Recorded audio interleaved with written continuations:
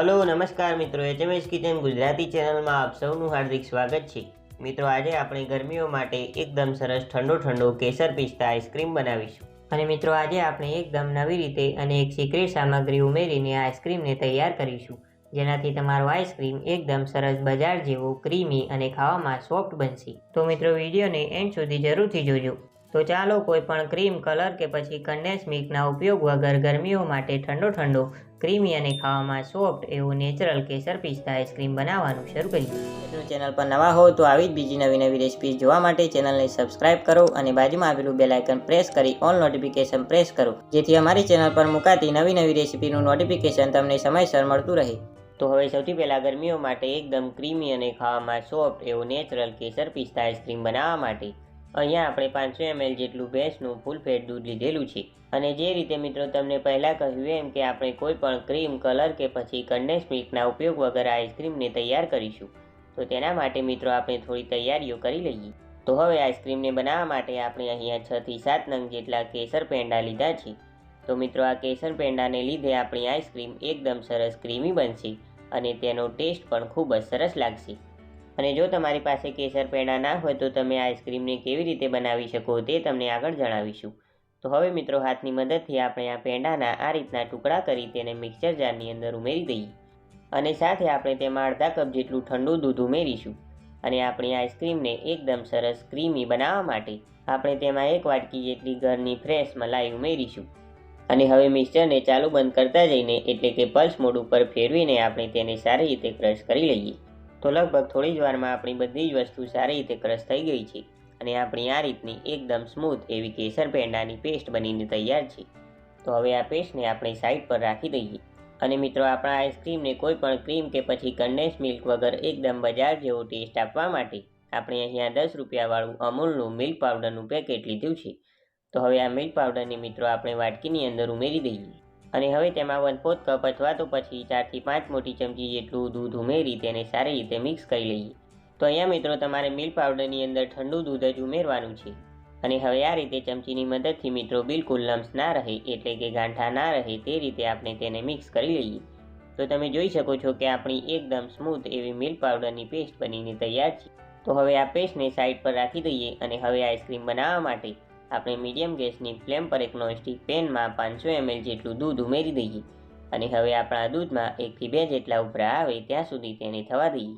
અને મિત્રો દૂધ ગરમ થતાં પેનની સાઈડમાં આ જે મલાઈનો ભાગ વધે છે તેને તમારે સ્પેચ્યુલાની મદદથી સ્ક્રેપ કરતા જઈને દૂધની અંદર ઉમેરતા જવાનું છે, જેથી આપણા આઈસ્ક્રીમનું મિશ્રણ એકદમ સરસ ક્રીમી બનશે। અને મિત્રો આપણું આ દૂધ થોડું ગરમ થઈ જાય પછી આપણે તેની અંદર લગભગ અડધા કપથી થોડી વધારે ખાંડ ઉમેરીશું। એટલે કે મિત્રો તમે અહીંયા ખાંડનું પ્રમાણ તમારી પસંદ પ્રમાણે વધારે કે ઓછું ઉમેરી શકો છો।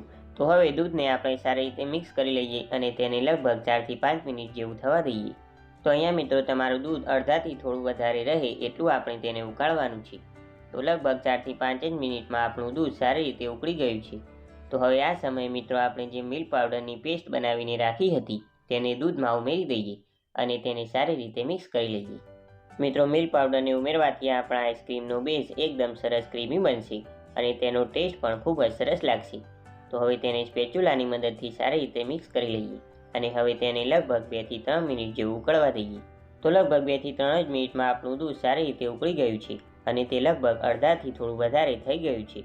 તો હવે આ સમયે મિત્રો આપણે જે કેસર પેંડાની પેસ્ટ બનાવીને રાખી હતી તેને ઉમેરી દઈએ અને તેને સારી રીતે મિક્સ કરી લઈએ।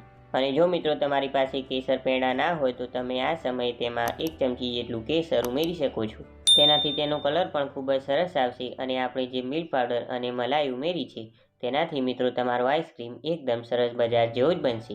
અને આપણા આઈસ્ક્રીમને એકદમ સરસ ફ્લેવર આપવા માટે આપણે તેમાં 1 ચમચી જેટલો વેનીલા એસેન્સ ઉમેરીશું અને તેને સારી રીતે મિક્સ કરી લઈએ।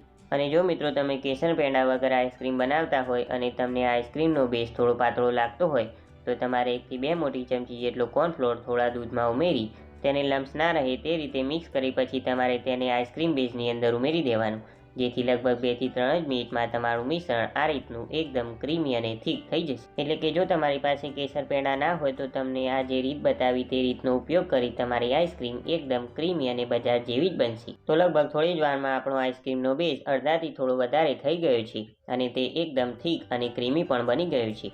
મતલબ કે આપણો આઈસ્ક્રીમનો બેઝ બનીને તૈયાર છે. તો હવે તેને ગેસ પરથી નીચે ઉતારી લઈએ અને તેને રૂમ ટેમ્પરેચર પર આવે ત્યાં સુધી ઠંડો થવા દઈએ. તો લગભગ થોડી જ વારમાં આપણો આઈસ્ક્રીમનો બેઝ સારી રીતે ઠંડો થઈ ગયો છે. અને હવે મિત્રો આપણે આઈસ્ક્રીમને સેટ કરવા માટે આ રીતનું એરટાઇટ કન્ટેનર લીધેલું છે. એટલે કે મિત્રો આપણે આ રીતના એરટાઇટ ડબ્બાની અંદર આઈસ્ક્રીમ બેઝને ઉમેરી દઈએ. અને હવે તેની ઉપર મિત્રો આઈસ ક્રિસ્ટલ એટલે કે બરફનું પણ ના જામે તેના માટે તેની ઉપર આ રીતે મિત્રો આપણે પ્લાસ્ટિકને રાખી દઈએ. અને પછી આ રીતે હાથની મદદથી મિત્રો આપણે ડબ્બાને એકદમ સારી રીતે બંધ કરી દઈએ. અને હવે આઈસ્ક્રીમને મિત્રો આપણે ફ્રીઝરમાં 3 થી 4 કલાક માટે સેટ થવા માટે રાખી દઈએ. તો લગભગ 3 થી 4 કલાક જેટલો સમય થઈ ગયો છે. તો હવે આપણે ડબ્બાનું ઢાંકણ ખોલી લઈએ અને પછી આપણે આ પ્લાસ્ટિકને પણ હટાવી લઈએ. તો તમે જોઈ શકો છો કે આપણો આઈસ્ક્રીમ એકદમ સારી રીતે થોડો એવો સેટ થઈ ગયો છે. તો હવે આઈસ્ક્રીમને મિત્રો આપણે આ રીતે મિક્સર જારની અંદર ઉમેરી દઈએ. એટલે કે મિત્રો હવે આઈસ્ક્રીમને આપણે મિક્સરને ચાલુ બંધ કરતા જઈને એટલે કે પલ્સ મોડ ઉપર ફેરવીને આપણે તેને ક્રશ કરવાનો છે. તો આઈસ્ક્રીમને મિત્રો આ રીતે ક્રશ કરવાથી તે એકદમ ફ્લફી અને ક્રીમી બની જાય છે, જેનાથી આપણો આઈસ્ક્રીમ એકદમ સરસ બજાર જેવો બનશે.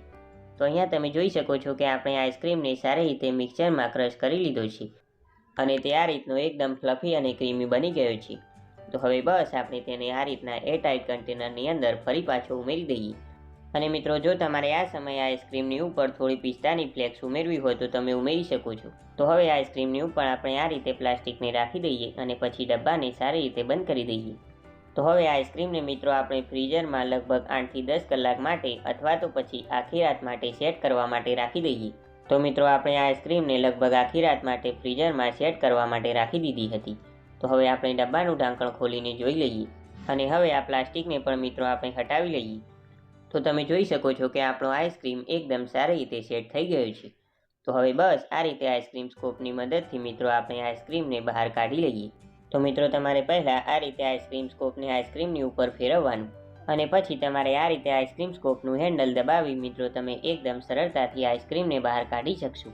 તો મિત્રો તમે જોઈ શકો છો કે એકદમ પરફેક્ટ ટેક્સચર સાથે આપણો કેસર પિસ્તા આઈસ્ક્રીમ બન્યો છે. તો હવે આ જ રીતે આપણે બીજી આઈસ્ક્રીમને પણ સ્કોપની મદદથી વાટકીની અંદર કાઢી લઈએ. તો આપણે આઈસ્ક્રીમને વાટકીની અંદર કાઢી લીધી છે.